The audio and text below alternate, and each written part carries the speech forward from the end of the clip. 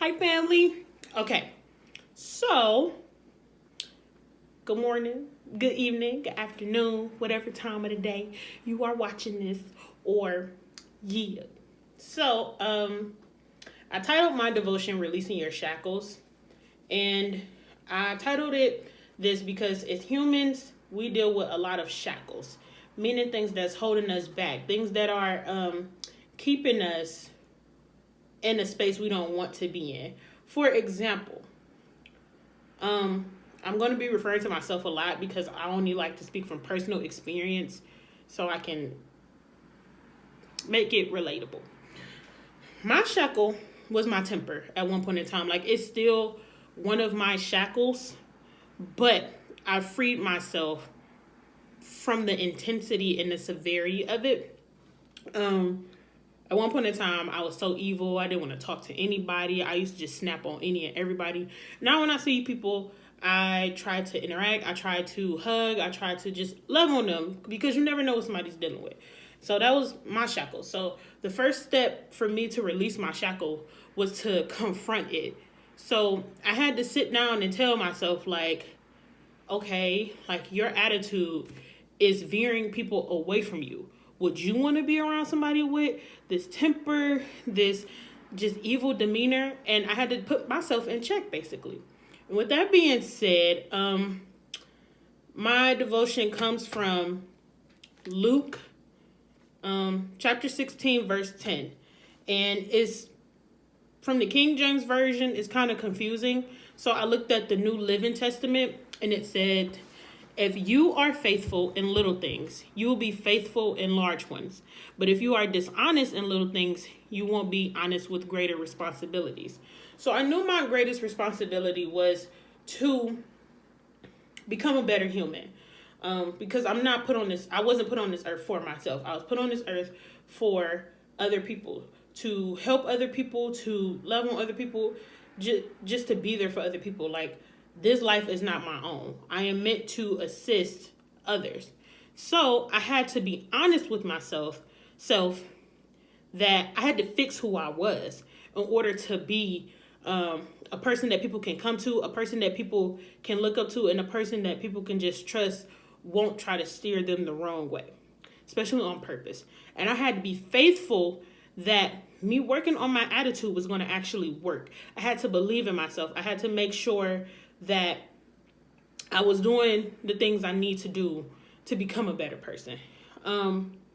If I was to sit there and lie to myself about it, like, oh, I don't have an attitude, I don't do this, I don't do that, then I would still be the same person. And God doesn't want you to stay the same. He always wants you to elevate to something greater because you're his child. He don't want to see you just stay in this same little bubble. He wants to see you grow. And I had to confront my shackle. So that was the first step. Confronting it, dealing with it. And yeah. And the second step I had to partake in was to work on freeing myself from this shackle, this thing bounding me down. So it's like, okay, how do I work on a shackle? How do I become better than what I'm doing? Because if this is all I know, how am I going to work on it? Well,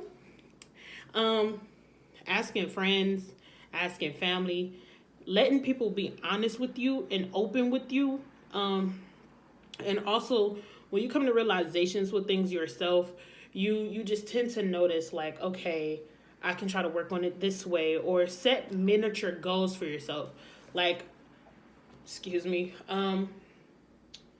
I set a goal to at least compliment one person each day, and that was my start. So I had to plan out what I was going to do in order to free myself from this shackle. And after making my plan and actually working on my plan and praying about it, I've gotten better with my temper. No, I am not perfect. I am still snippy sometimes. I am still snappy sometimes. But I can say that I grew from where I was. And that to me means to the world. Because God assisted me in getting into this headspace that I'm in now.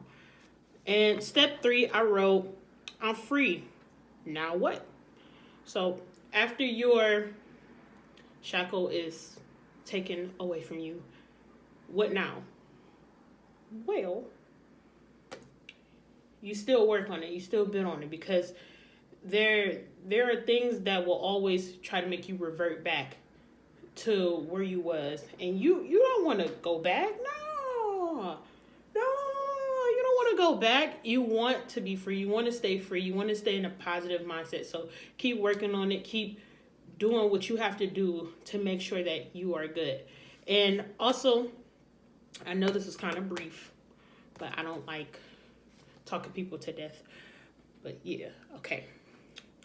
Also, when you focus on yourself as a person, you are your best healer. Like, focusing on your strengths, your weaknesses, all of that will help you become a better individual. And I'm not just saying that to be like cliche, but like just working on yourself, working to make sure that you are good at the end of the day. Because if you are good, then people around you are good, because you are giving off positive vibes, you are giving off great energy, and you never know, you may be helping someone by helping yourself. If they see you doing good and you're trying your best, you may inspire somebody to do the same thing. I leave you all with this. I love you. I'm so sad I can't be there with you all. And I just want to thank you for being my family this year, for helping me to continue to build on who I was as a person, and also helping me grow in my religion. Yeah. Thank y'all for being raw. Thank y'all for being awesome. Thank y'all for showing up and showing out. And thank y'all for believing in this organization as much as the board does. And thank y'all for just being a great choir. Like, of course we had our struggles, but all in all, this was probably, to me, one of the most I'm trying to search for the word motivation. I'm going to say motivational, like motivational years, because it pushed the board to work hard, and the choir worked hard too. So yeah, I hope this helps. Yeah. Okay. Bye. See y'all when y'all get back.